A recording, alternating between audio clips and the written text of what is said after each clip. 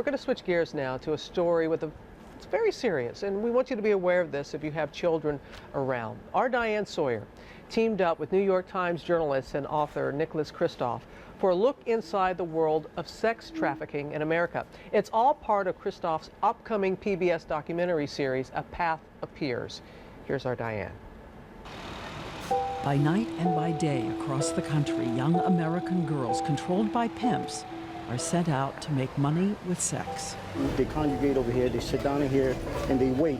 At New York's Port Authority, two plainclothes officers, Sergeant Hector Martinez, Officer Jack Collins, try to get to the vulnerable young kids before the pimps do. But you're in a kind of race against the pimps. Absolutely. They see towards your left-hand side, as soon as they walk into Greyhound, Right. wannabe pimps, recruiters, they sit there, they watch. Last year, they recovered 69 kids. A huge number are foster kids longing for family, and a huge number have been sexually abused.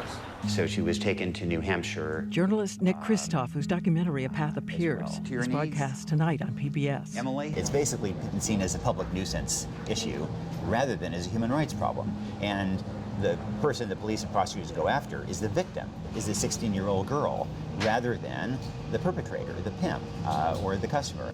That's her. We have to make sure. Is that Okay, that's her. Kristof just helped this woman, Maria, find her daughter, who ran away from home when she was 15. Now we have her. Now we have her.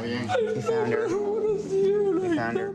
Savannah was looking at websites when she was lured away. I don't know how I came across like this website for like sugar daddies. Guys would pay for your stuff and you would have sex with them. I didn't know that I would have to have sex with them. I just thought that, they would buy me stuff and just because I was pretty. I don't know. I still did not understand what was happening, like completely, even when we went to the hotel room until it happened.